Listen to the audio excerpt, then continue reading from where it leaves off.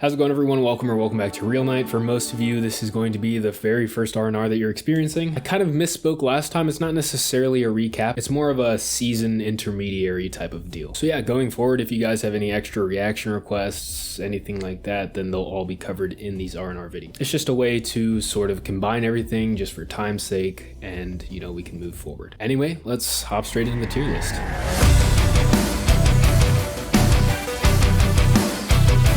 I do enjoy Aang's character a lot, and the only reason I put him where he's at is because I think he will likely only get better. Even though he has his moments of silliness and perceived short-sightedness,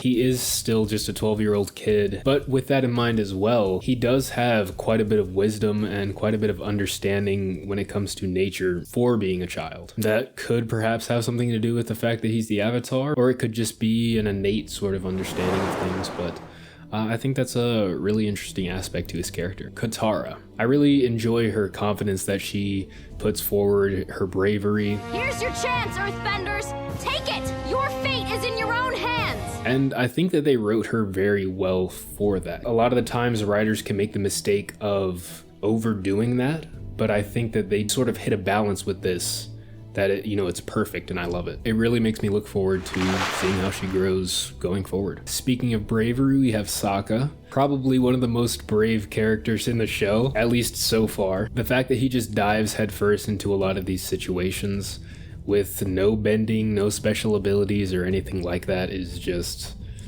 insane. And even with like a limited amount of self-training, it's very commendable for sure. Though he is self-proclaimed, and it was a point of contention between the group, or at least with Katara. Who made you the boss? I'm not the boss, I'm the leader. I think Sokka is a very good leader, and I have enjoyed seeing the progression that he's gone through from episode 1 to where we are now in the season. I think he's grown quite a bit. You're fishing for an octopus, my nephew.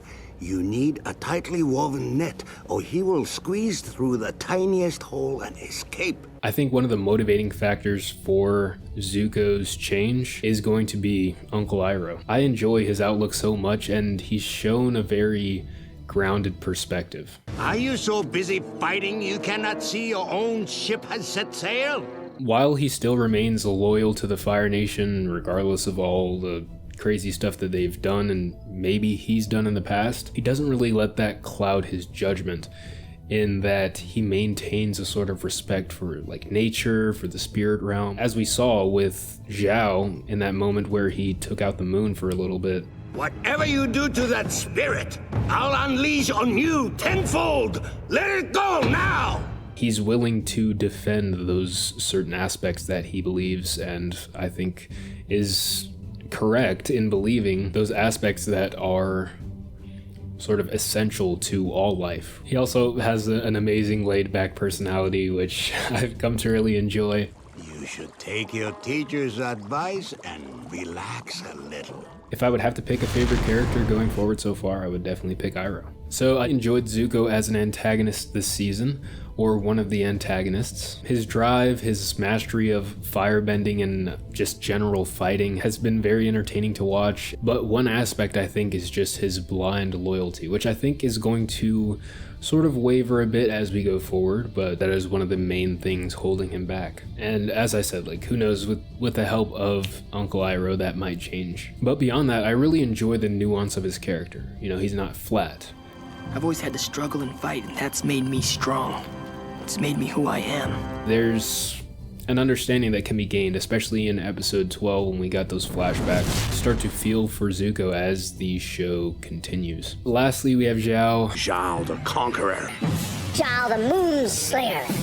Zhao the Invincible! I wouldn't say I hated his character. As I mentioned before, I feel like he was more of a flat villain, which I think has its place. He was a villain. We needed a villain, an antagonist, whereas Zuko was kind of a mystery. We know his motivations. We know he wants to capture the Avatar so he can regain his citizenship or his honor with the Fire Nation. But having Zhao, who's just this force, delusional in many ways, and driven for just an evil cause. How does it feel to be the only airbender left? Oh, don't worry. You won't be killed like they were. See, if you die, you'll just be reborn, and the Fire Nation will have to begin its search for the Avatar all over again.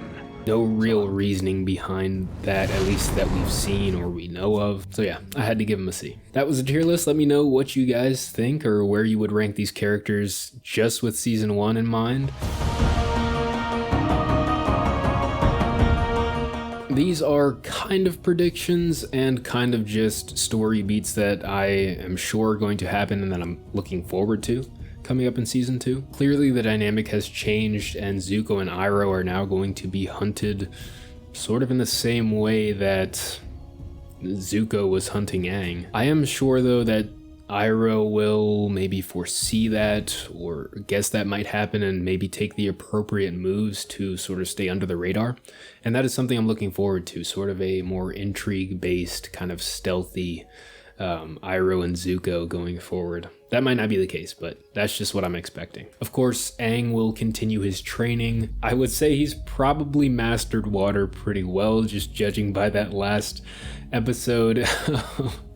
You know, becoming one with the ocean spirit and pretty much winning the day for the Northern Water Tribe there. Earth is up next. I'm thinking maybe he might go back to Omashu, where Bumi is, because Bumi's self-proclaimed And the most powerful earthbender you'll ever see. So it would make sense if Aang went back, because he already has a relationship with Bumi, and I think that would be a pretty fun, you know, little training montage if he went there to learn some Earth.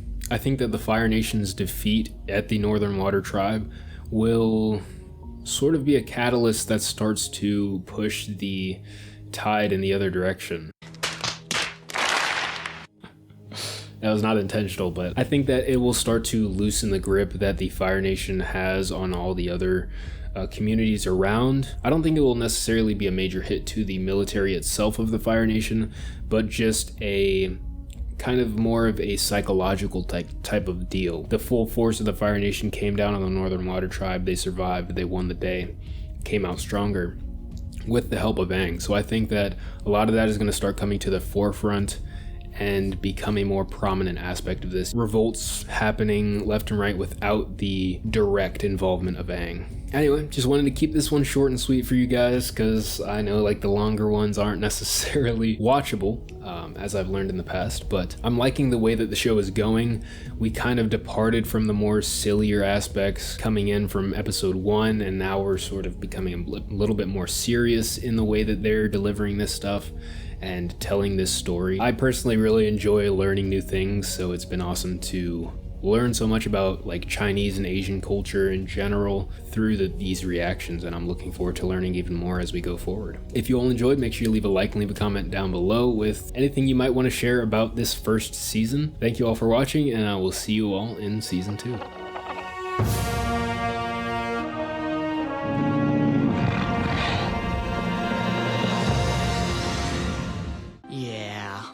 We're all gonna get eaten by a spirit monster.